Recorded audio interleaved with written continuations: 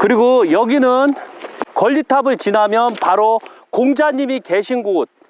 근데 여기도 너무 관리가 안 돼서 너무 한심한 게 뭐냐면 이 수로가 다 막혀시오. 흙이 다 덮여갖고 저거 수로 다 파내야 돼 이거. 아 이거 진짜 어이가 없네 이거.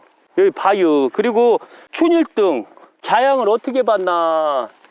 자양도 보면 이게 자양을 저기로 삼아줬어야 되거든요. 관촉사 은진미륵 있는데 아니면 그 저기 미륵산으로 봐야 돼. 미륵산 자체가. 그리고 꽃도 폈네 여기. 이쪽으로 와보세요. 여기 꽃 핀 거. 여기 꽃 폈시 여기. 이끼가 꽃이 되시오 여기. 여기 보면 꽃 폈시 이끼로. 예, 이끼로 하도 오래됐다는 뜻이 이게. 그리고 춘일등을 넘어서 이제 공자님상. 공자님이 계신 이제 실제 공자님 계신 곳을 왔어요. 그런데 여기서도 보면 너무 안타까운 게 공자님 상이 뭐가 잘못됐죠? 쉬운 예로 이렇게 된 게 어디시오? 공자님은 항시 이렇게 했시오. 이렇게 했다던가. 우측손이 아래를 받치고 안손이 안으로 들어왔던겨.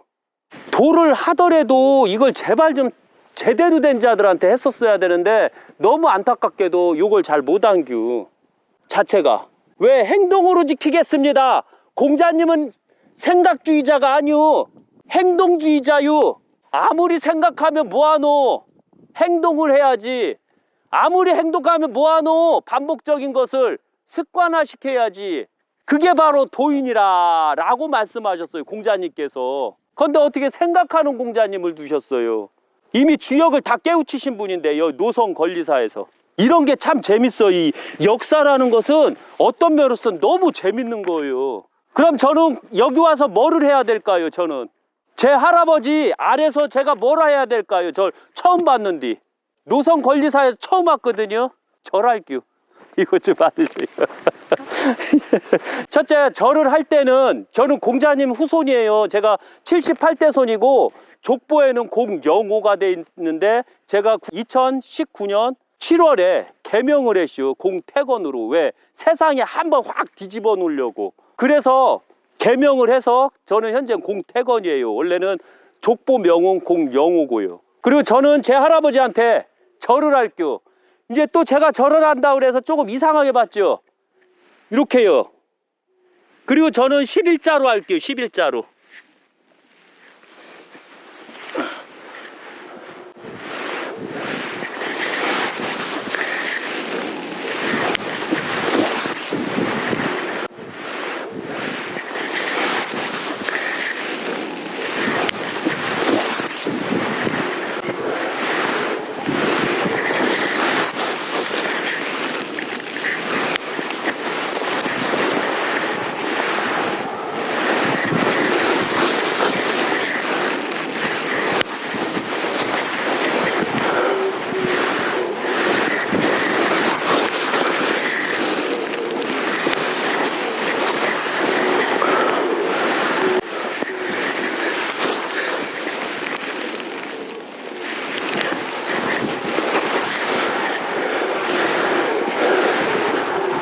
일곱 배를 했시오.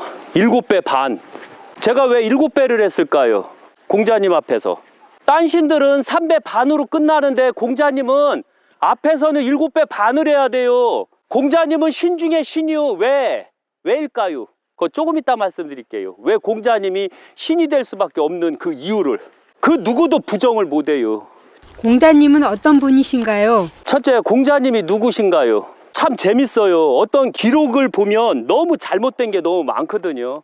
그러나 저는 제가 깨우친 대로, 제가 아는 대로, 저희 아버지한테 들은 대로만 말씀드릴 거예요. 그리고 제가 더 공부한 대로, 그러나 저희 아버지가 저에게 가르쳐준 그 중심적인 부분에서만 얘기하게 될 거예요. 문헌이 어떻게 됐든 상관 안 해요. 실제 문헌 잘못된 게 많거든요. 그래서 이름은 공구. 왜? 공구, 니구산 가운데 쏙 들어갔다. 니구산. 그래서 공자님이 태어날 때 바로 쑥 가운데 머리가 들어갔거든요. 그래서 이름을 그 순양호께서 공구라고 하셨어요.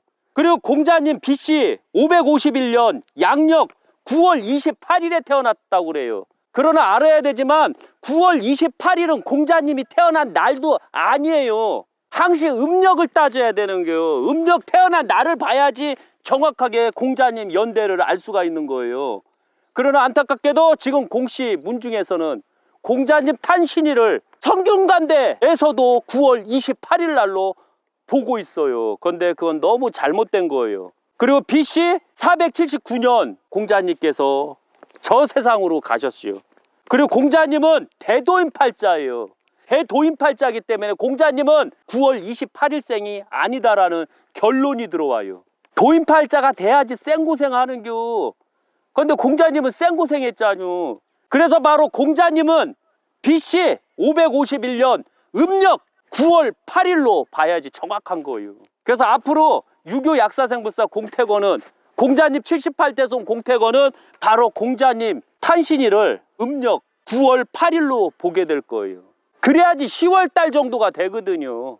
그리고 아버지는 노나라 장군 숙량홀이시고, 숙량홀은 60세 기행 중 무속마을에서 기과하셨어요. 이때 당시는 장군이 천하 무당집을 가게 되면 수처녀를 줘요. 수처녀.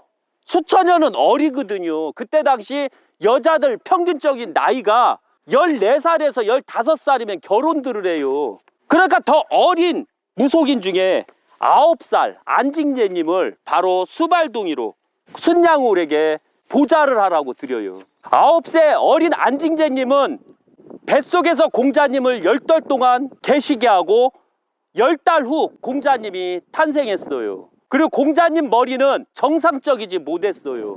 그리고 공자님 머리 중앙이 쑥 들어갔어요. 저 니구산처럼. 공자님 머리 현상이 산동선 곡부에 있는 니구산과 같다요. 공자님 이름을 구라고 했어요. 그리고 안징쟁님 집안은 무속 집안이었고, 어떤 데서는 안징쟁님을 학술적인 데서 학자들은 무녀가 아니다 이런 소리도 나와요. 그리고 무녀다라고 하면 저를 엄청나게 욕하겠죠. 왜? 유교하고 무속하고는 거리가 있거든요. 그들이 생각하는 거리. 그러나 저는 그 거리를 하나라고 보거든요. 그리고 어디서 보면 술을 파는 안악내라고 하기도 하고, 어디서 보면 공자님을 위해 사신 분이다 라고도 해요. 그리고 안징제님은 정확하게는 무속인이었고 무당이었어요. 그 증거는 가난한 공자님 키가 9.6촌이에요. 현대 크기를 보면 2m 10이에요. 10 정도가 됐어요. 그럼 키가 엄청나게 컸어요. 저 독수리가 엄청 왔네.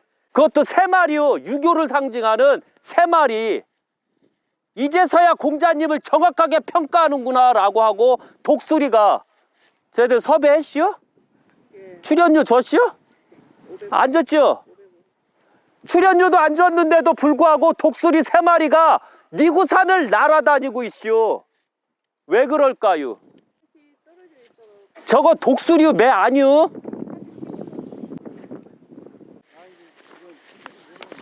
이거 섭외도 안 했는데 돈도 없어 죽겠는데 독수리 3마리를 저쪽에서 섭외를 해왔슈.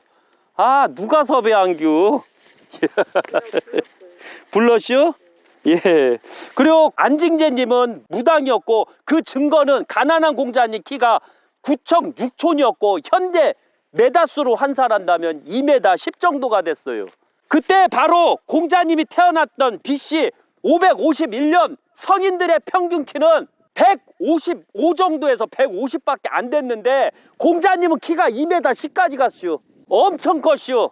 이 키가 크려면 뭘 먹어야 돼요? 풀 먹으면 클까요? 고기를 먹어야지 클까요? 고기를 먹어야지 크는겨. 그래서 가난한 집에서 클 수가 없었는데도 불구하고 공자님은 키가 엄청나게 크셨어요. 가난했지만 바로 안징제님이 무당 구술하고 남은 재물과 고기를 공자님이 많이 드셨어요. 왜냐면 저도 절을 하고 그 다음에 저희 어머니도 무당으로 절을 했지만 먹을 거 엄청 많더라고요. 근데 저는 키가 별로 안 컸어요. 저 다 큰 다음에 무당을 하셔서 제가 먹어도 이제 클 나이가 지나서 그래요.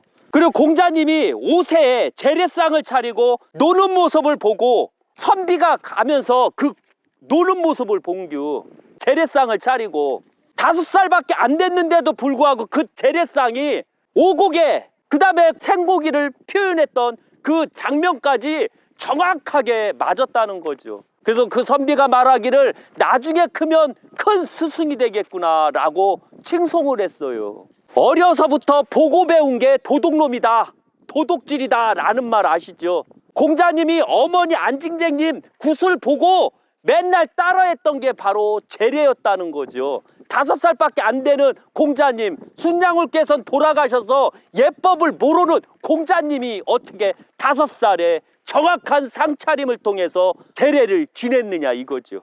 참 재밌죠?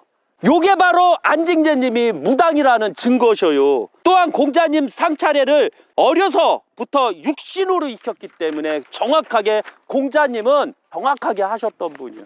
지금 봐요, 제가 왔다고 태풍도 부네. 공태건 왔는가? 내 손자요. 지금 태풍 불어요. 저게 이쪽으로 찍어 이쪽. 아, 저 나무가 저 나무 저 누구요? 저거 뽑아내요. 저기 있네. 보셨죠? 제가 태풍 때 바람풍이자뇨. 아니 태풍 때 하늘건이자뇨. 예, 바람풍. 그래도 태풍이라는 뜻이요. 그래서 다 뒤집어 놓는다는 거 세상을. 그래서 지금 다 뒤집어 놓고 있는 거 유교를. 그리고 정확한 공자의 유교만 가는 게 이제부터.